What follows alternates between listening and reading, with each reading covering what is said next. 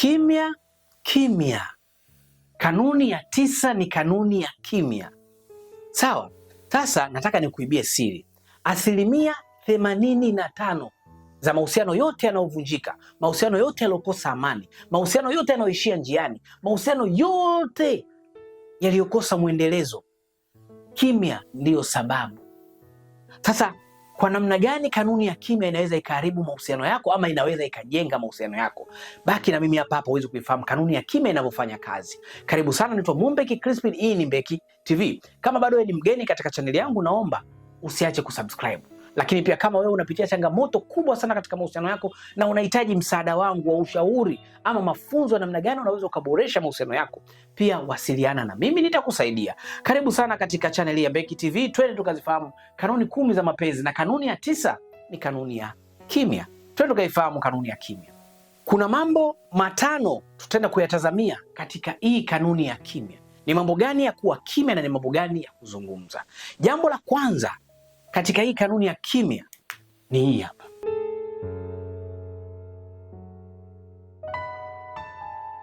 Jambo la kwanza katika kanuni ya kimya ni mipango yenu. Epuka sana kupenda kushare mipango yako na mwenzako kwa marafiki zako ama kwa ndugu zako ama kwa watu wa karibu. Acha kamdomo, punguza kamdomo. Unajua nini? Mwezi unaokuja tunapanga kwenda Arusha na mpenzi wangu, tukarelax, tukarefresh kidogo. Unajua nini? Mpenzi wangu amesema mwakani ataniletea iPhone 17. Unajua nini? Tuna mpango wa kwenda Dubai vacations. Unajua nini? Mwezi wa 9 ndo tunataka kupanga mipango yetu ya kuweza kufunga ndoa. Unajua nini? Amesema mwezi ujao anakuja kuniletea mali. Unajua nini? Achana na kushare ama kushirikisha watu juu ya mipango unayoipanga na mwenzako. Hivi unavyopanga kwamba mimi nitaenda Arusha na mume wangu, tumepanga twende Ngorongoro, Serengeti. Hivi unadhani watu wangapi wanatamani nao pia kwenda na wame zao kwa Ngorongoro? Sio Ngorongoro, Kariakoo. Mtu hajaenda na mume wake, hajawahi. Sio Kariakoo, stendi ya daladala, yani asindikizane na mume wake stendi tu ya daladala, kupanda daladala, hajawahi. Wewe unaniambia nini? Kwa nini mnataka kushare mipango yako na marafiki zako? Kwa nini unatakiwa uwe kimya katika mipango yako? Kwa sababu zipo husda, zipo roho mbaya, zipo dua mbaya, upo uchawi, ipo shiriki pia. Kuna baadhi ya watu hawakuchukii lakini wanachukia maendeleo yako. Hawakuchukii lakini wanachukia furaha yako. Yaani wanakupenda lakini wanapenda kukuona wewe ukiwa unateseka tu katika mahusiano, sio ukiwa na furaha. Kwa hiyo kuhusisha watu mipango yako, kuna hatari ya watu wakapata wivu, wakakuombea mabaya ama wakashiriki katika kukuharibia. Sawa? Kwa jitahidi mipango yako kuiweka kimya. Haina haja ya kushare na watu ujue mlichokipanga na mwenzako, ujue mnachotaka kukifanya na mwenzako. Hiyo ni sehemu ya kwanza, inatakiwa uwe kimya. Sehemu ya pili ya kimya ni hii hapa.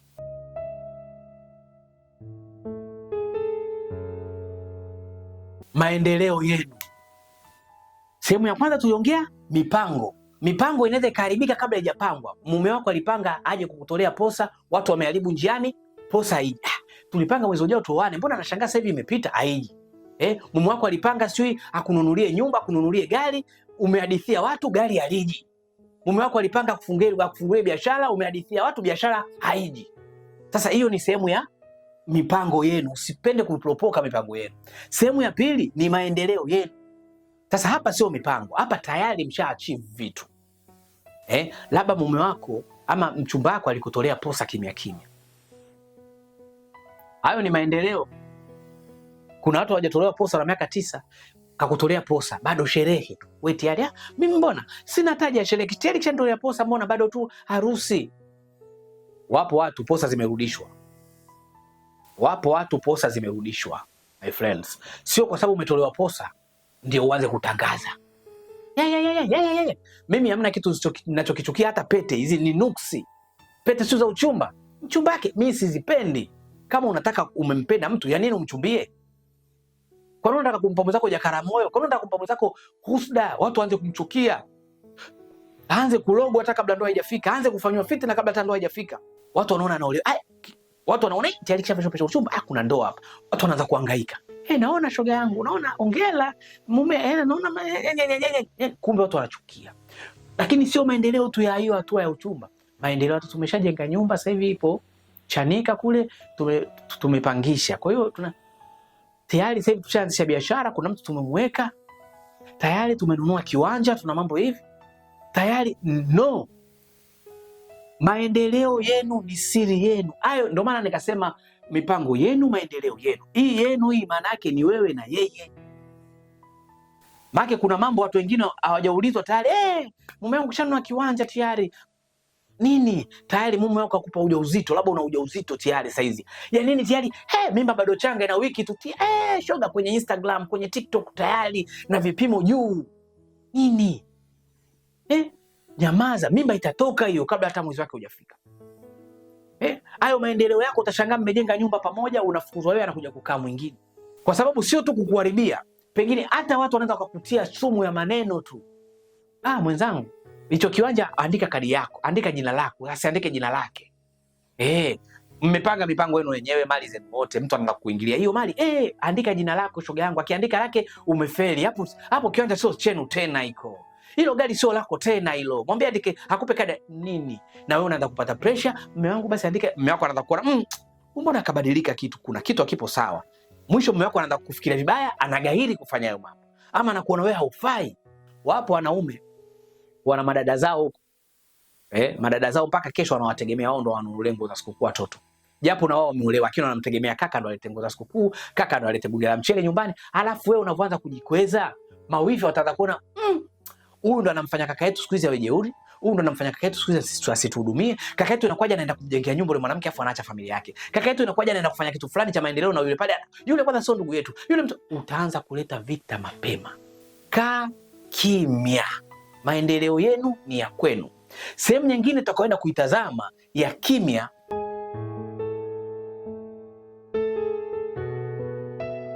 siri zako za ndani.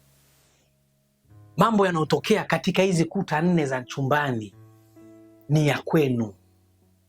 Mmekula dagaa, mmepata hela ya kodi au mmeyumba hela ya kodi, sio mambo yako. Yeye nakwambia, yani hata hela ya kula ndani ya achi, anakuachia 2000 inatosha nini? Nakwambia hapa tunadaiwa kodi, yeye anaendelea kukesha baa tu. Nakwambia hapa leo na siku 4 hatujafanya mapenzi. Yani siku hizi hata tendo la ndoa hatufanyi. Nakwambia yani siku hizi jeuri akiingia au aniongereshi, hali chakula changu, hali. Hizi siri zako za ndani unamshirikisha nani? Tazama watu unaweza kushare nao siri zako. Kama unapiga story juu ya siri zako za ndani, acha. Lakini kama utaenda kutoa siri zako za ndani kwa mtu unahitaji akusaidie, nitakuelewa. Tena ni mtu aliyobobea katika kutoa msaada. Ndio maana sisi tupo. Tafuta namba ya Mwalimu Mombeki. Mwalimu, kuna hili na hili nyumbani kwangu sijalielewa. Nilifanyie kazi gani? Sio uende tu kwa shoga yako, sio uende kwa ndugu yako, sio ukamwambia eti mimi mume wangu hatuja seksi, tuna siku 3. Hatuja seksi mwezi mzima, siku hizi aniingilie. Siku hizi akiniingilia, akipiga kimoja tu, basi hana tena amna mimi. Ajali nimekojoa, ajali sijakojoa, ajali ana amna mimi. Unaenda kumwambia nani? Ili mpige story tu, sio kwa kushauri. Ya nini upige hizo story? Kwa sababu hizo siri zitaenda kuharibu ndoa yako, zitaanza kutembea. Wanasema hakuna siri ya wawili. Kwa sababu watu watabeba hayo maneno, wataenda kumwambia hata yeye. Mke wako uko nje na sketi anasema wewe umridhishi. Mwanaume anajisikia vibaya. Ama wewe mume wako anasema wewe una kitu. Wapo watu. Mwanaume umepata mwanamke mwingine mchepuko uko nje, unaanza kumhadisia siri za mkeo eti. Yule mke wangu boya tu. Kwanza hawezi kufanya mambo yote. Hana mambo ndani. Hajui kupika, hajui nini. Wala wako anaanza kumtukana mkeo. Kwanza una lolote uwezi kumridhisha, uyatarudi tu kwangu. Mtu mwenyewe kwanza umekeketwa. Mtu mwenyewe kwanza hujui mambo. Mtu mwenyewe katika hujui kupika tu wenyewe hujui. Mtu mwenyewe hujui. Mwanamke wako nje anaanza kumtukana mkeo. Mkeo atavumilia kwa sababu wewe ni mumewe, lakini yale maneno yatamuuma na anaweza akaishi. Maanake hapa hizi siri mwenzako akizisikia unavyomsema uko nje ama anavyohadithiwa uko nje, anaweza akasamea, lakini zikabaki katika akili yake, zikamuumiza wakati wote. Na inaweza ikafika wakati akakata tamama, akayachukia hayo mahusiano. Na mwisho wake ni nini? Yanavunjika. Kwa hiyo siri zako za ndani zitunze, na wewe mwanamke acha. Sio watu wanakaa huko nje wanasema mwanamke wako analalamika umfikishi bwana. Mwanamke wako analalamika kibamia bwana. Mwanamke wako analalamika moja chali. Mwanaume anajisikia vibaya. Unaona maana mimi mwanamke. Kwa hiyo siri zako za ndani zibaki kwa ndani. Sawa, huku mkiendelea kupanga mipango yenu mizuri. Na kitu kingine tutakachotaka kukiangalia katika hii kimya,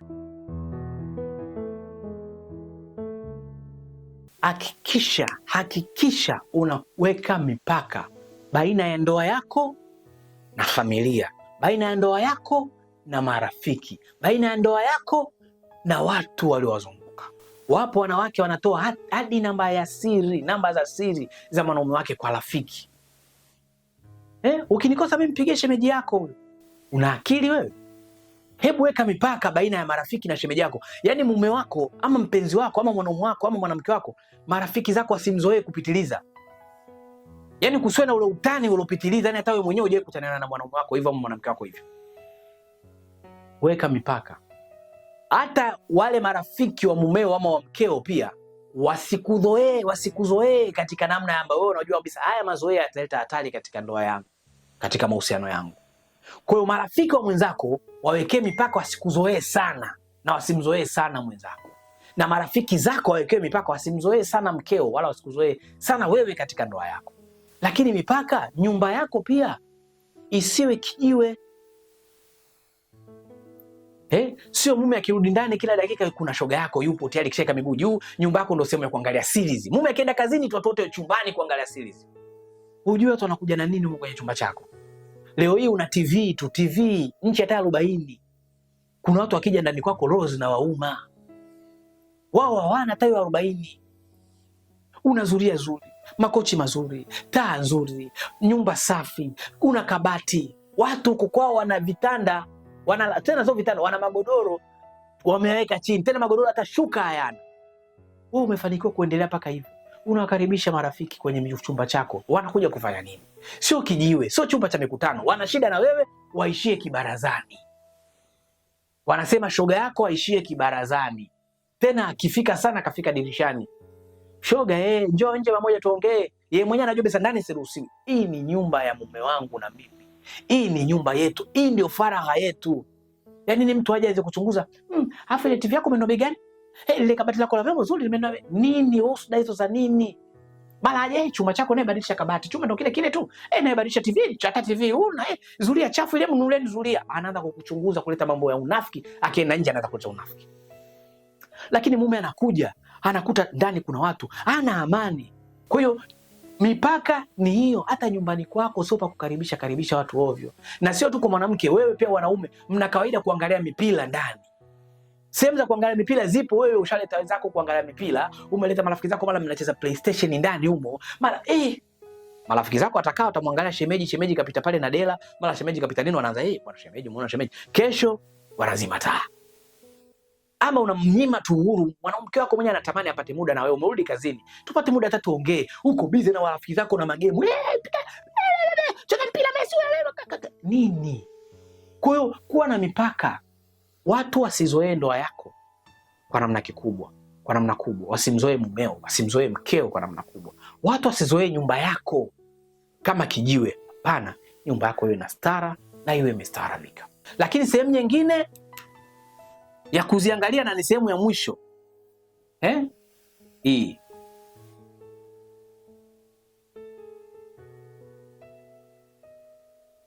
Changamoto. Hii ni sehemu muhimu sana ambayo ina maeneo mawili. Usipende kuambia watu changamoto zako. Sio kila mtu wa kumhadithia changamoto zako unazopitia. Mimi yani sina amani, sina furaha, sio kila mtu wa kumwambia kila kitu. Sawa.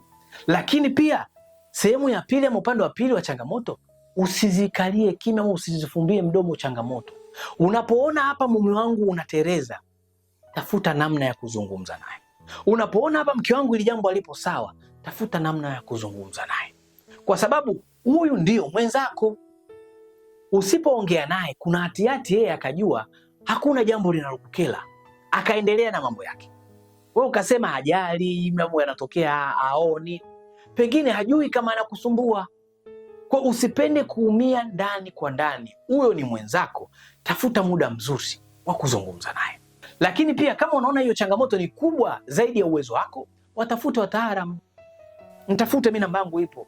Bwana mwalimu, kuna hiki na hiki na hiki inaendelea katika ndoa yangu. Hivi nichukue hatua gani? Mwalimu atakwambia ongea naye, ama tafuta familia, ama fanya hiki na hiki, usiongee naye, fanya hiki na hiki, atabadilika. Mwalimu atakupa structure nzima ya kwa nini ufanye. Kwa hiyo kuanzia leo, changamoto zinazotokea katika nyumba yako, katika ndoa yako, katika mahusiano yako, sio kila mtu akumshirikisha ama kumwadithia, kwa sababu utaharibu. Ila tafuta watu sahihi wa kuweza kuambia, kwa sababu unaamini watakusaidia. Na changamoto yoyote inayotokea ndani ya nyumba yako, ndani ya ndoa yako, usiikalie kimya, isuruhishe kimya kimya. Kwa mnagombana kimya kimya, mnapatana kimya kimya. Ushanielewa? Ni kimya kimya. Sasa ni kitu gani kinaweza kikatokea kama utashindwa kuitumia hii kanuni ya kimya katika mahusiano yako?